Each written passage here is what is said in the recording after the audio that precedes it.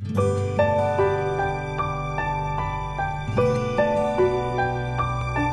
saudara-saudari sekalian, kita semua sebagai seorang Buddhis memahami bahwa yang menjadi penyebab mengapa seseorang terus mengalami duka penderitaan adalah nafsu keinginan atau yang dikenal sebagai tanha.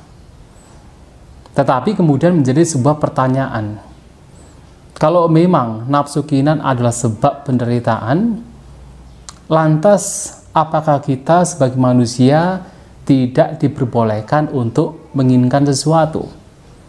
Apakah semua keinginan harus kita lenyapkan? Tentu Bapak Ibu saudara-saudari sekalian, dalam hal ini kita harus memberikan penjelasan, harus memberikan pelurusan terhadap pandangan seperti ini. Yang dimaksud dengan nafsu keinginan yang menjadi penyebab duka penderitaan adalah nafsu keinginan yang sifatnya adalah negatif.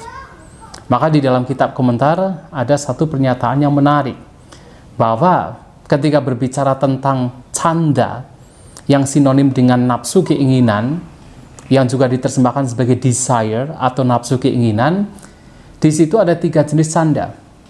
Yang pertama adalah kama canda, nafsu keinginan untuk mencari kesenangan indera. Nah, nafsu keinginan yang demikian memang disertai dengan kotoran batin yang bisa membawa pada penderitaan. Tetapi yang kedua adalah katu kangyata canda atau nafsu keinginan yang berkaitan dengan hal-hal yang lumrah yang dilakukan oleh semua manusia, bahkan seorang Buddha sekalipun. Seperti apa? Nafsu keinginan atau keinginan untuk makan, keinginan untuk minum, keinginan untuk tidur, keinginan untuk beristirahat. Itu adalah keinginan yang lumrah, yang sebenarnya ini tidak berbahaya. Hanya saja ini menjadi bahaya, menjadi disertai dengan kotoran batin apabila misalnya kita ingin makan, tetapi maunya makan makanan yang enak saja. Kita ingin minum, maunya minum minuman tertentu saja. Itu sudah menjadi nafsu keinginan yang disertai dengan kotoran batin, yang mesti harus dideteksi, harus diantisipasi. Nah, kemudian yang ketiga adalah dhamma canda, nafsu keinginan yang berkaitan dengan dhamma, nafsu keinginan yang berkaitan dengan kebenaran, dengan hal yang positif, hal yang bermanfaat. Nah, dhamma canda di sini adalah keinginan yang sifatnya baik, keinginan yang sifatnya positif, yang ini justru harus dikembangkan.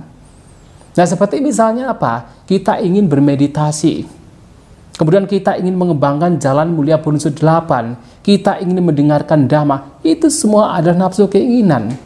Bahkan Anda sebagai seorang berumah tangga ingin mencari materi demi apa? Keluarga, itu juga bagian dari dhamma canda. Dan itu semua sesuatu yang positif, sesuatu yang baik, yang tidak perlu ditakuti. Yang menjadi ditakuti adalah ketika keinginan tersebut disertai dengan kotoran batin.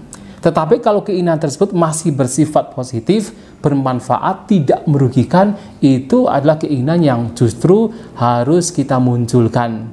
Oleh sebab itu, ketika berbicara sebab duka, sebab penderitaan, maka tidak semua keinginan itu dikatakan sebagai sebab duka. Bahkan keinginan-keinginan yang baik itu adalah dikatakan sebagai jalan yang membawa kepada lenyapnya duka. Walaupun nanti ketika lenyapnya duka itu terjadi, semua bentuk keinginan itu lenyap. Nah, sebagai tambahan, yaitu perumpamaan yang diberikan oleh Sang Buddha adalah begini. Kalau seseorang ingin pergi dari satu kota ke kota lainnya sebagai seorang pedagang. Nah, pada waktu itu ada seorang yang datang pada Sang Buddha dan bertanya, kalau memang nibbana itu adalah lenyapnya semua keinginan, lenyapnya semua canda, tetapi mengapa jalan yang membawa kepada nibbana harus ada canda, harus ada keinginan? Sang Buddha mengatakan, kalau Anda mau pergi ke kota Sawati dari Saketa, ada tidak keinginan untuk pergi ke kota Sawati? Oh, ada, Bante.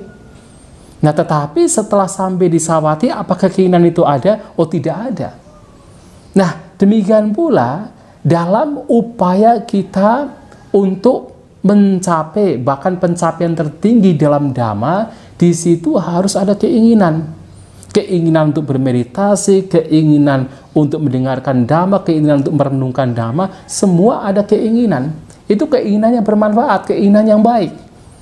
Nah, tetapi kemudian ketika pencapaian terjadi, tentu segala bentuk keinginan itu lenyap. Nah, oleh sebab itu, dalam berbicara tentang tanha, sebab duka, sebab penderitaan, ada keinginan-keinginan yang masih kita butuhkan, yang masih kita munculkan dalam proses kita berusaha untuk mencapai pencapaian tertinggi atau mencapai hal-hal yang sifatnya adalah dhamma. Itulah Bapak Ibu Saudara-saudari sekalian yang mesti kita ketahui, kita pahami berkaitan dengan keinginan.